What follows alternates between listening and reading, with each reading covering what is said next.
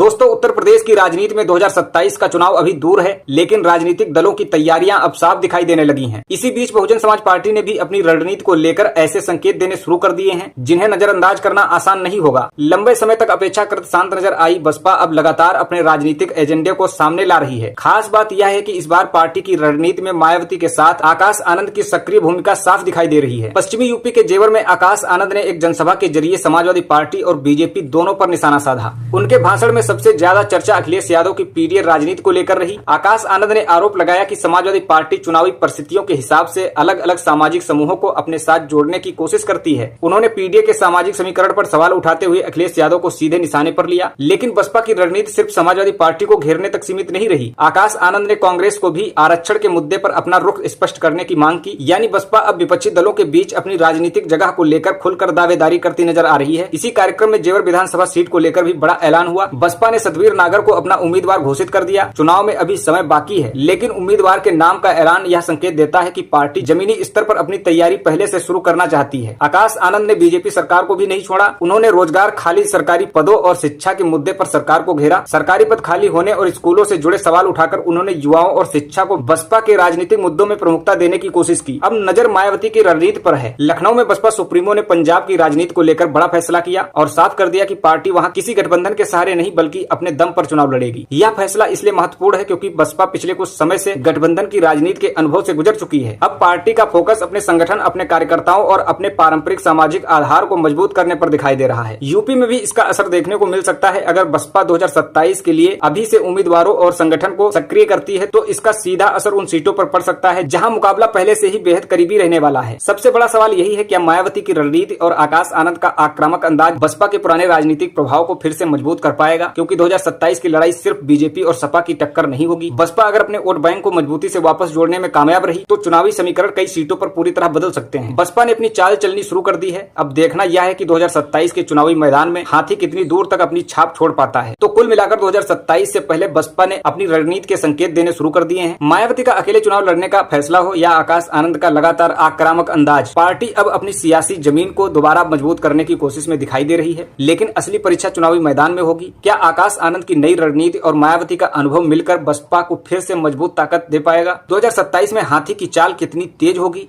ये आने वाला वक्त बताएगा। फिलहाल यूपी की सियासत में बसपा की वापसी की आहट जरूर सुनाई देने लगी है। तो दोस्तों, इस विषय को लेकर आपकी राय क्या है? अपनी राय हमें कमेंट बॉक्स में जरूर बताइए। फिर मिलते हैं एक नए विश्लेषण में। तब तक के लिए नमस्कार।